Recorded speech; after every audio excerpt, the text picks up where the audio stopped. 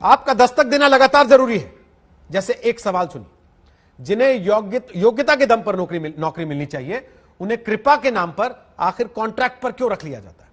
इस सवाल के साथ अगली दस्तक हम इसलिए दे रहे हैं क्योंकि जिन्हें तकनीकी शिक्षा में सुधार का जिम्मा दिया गया था, अब आईआईटी, एनआईटी जैसे संस्थानों से पास उन्हीं युवाओं के सामने बेरोजगारी का डर सता रहा है। आज तक संवाददाता मिलन शर्मा की रिपोर्ट देखिए और दस्तक दीजिए।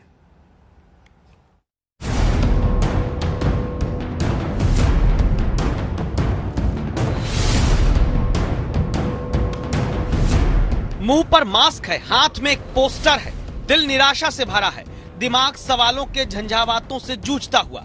ये हमारे देश के वो बेटे बेटियां हैं जिन्होंने आईआईटी, एनआईटी से पढ़ाई की और फिर देश के टेक्निकल कॉलेजेस में शिक्षा की गुणवत्ता संभालने का जिम्मा अपने कंधे पर उठाया। मंगलवार तक जो पिछले 8 दिन से जंतर मंतर पर धरना देकर बेरोजगारी के डर में जी रहे थे, उन्हें बुधवार को भी रोजगार के नाम पर 6 महीने की कृपा वाला कॉन्ट्रैक्ट बढ़ाकर टरका दिया गया। जिनके बीच लगातार आज तक संवाददाता मिलन शर्मा मौजूद रही, इनके अधिकार के लिए इनकी समस्या को रिपोर्ट करते हुए। देश के श्रम मंत्री ने खुद ही कहा था कि युवा और नौजवानों को नौकरियां इसलिए नहीं मिल रही हैं क्योंकि डिग्री तो होती है उनके पास, लेकिन योग्यता नहीं होती है। अब कहानी सामने आती है ऐसे 1500 नौजवानों की जिनको सरकार ने शिक्षा की गुणवत्ता बढ़ाने का जिम्मा तो दिया है, लेकिन खुद ही उनको सरकार ने बेरोजगारी के अंधकार में ढकेल दिया है। जहां पर योग्यता पर नौकरियां मिलती हैं, तो क्यों सरकार इनको एक कॉन्ट्रैक्ट की कृपा दे रही है?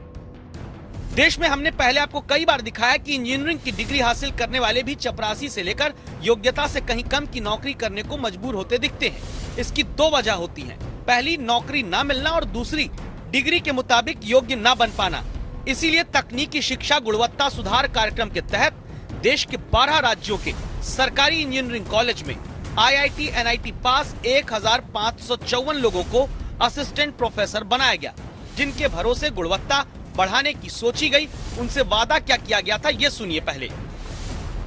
PIP उसमें ये बात लिखी गई थी कि शुरुआत के 3 वर्ष इस कार्यक्रम में जो भी एक्सपेंडिचर्स होंगे वो केंद्र सरकार वर्ल्ड बैंक के फंड की हेल्प से उसको इनकर करेगी, उसको सपोर्ट करेगी और उसके बाद एक ऐसी व्यवस्था डेवलप की जाएगी, रेगुलर इंटरवल पे इन फैकल्टीज का अप्रेजल किया जाएगा और जो इसमें वेल परफॉर्मिंग फैकल्टीज हैं उसकी मैं लाइन एकदम पढ़ देता हूं आपके लिए।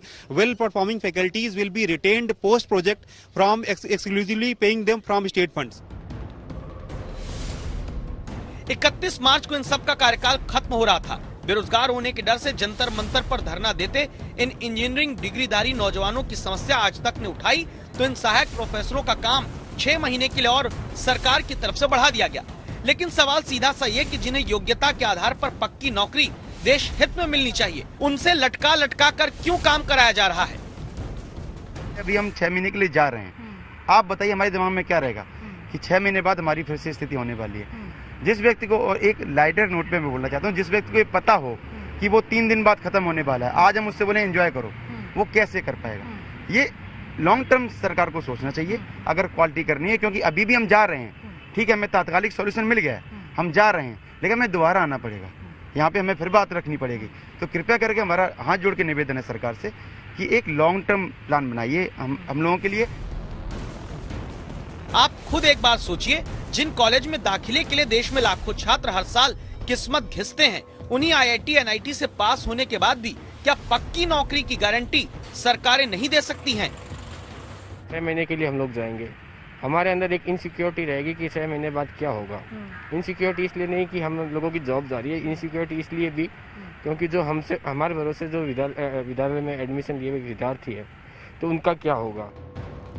ये वो छात्र हैं जिन्होंने देश के इंजीनियरिंग कॉलेज में शिक्षा की गुणवत्ता के लिए मल्टीनेशनल कंपनी की नौकरी छोड़ी है, अपनी पीएचडी का सपना छोड़ा।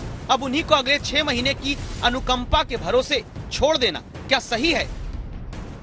3 महत्वपूर्ण साल दिए अपने कैरियर के, तो हमारे भविष्य को इस तरीके से खिलवाड़ न किया जाए।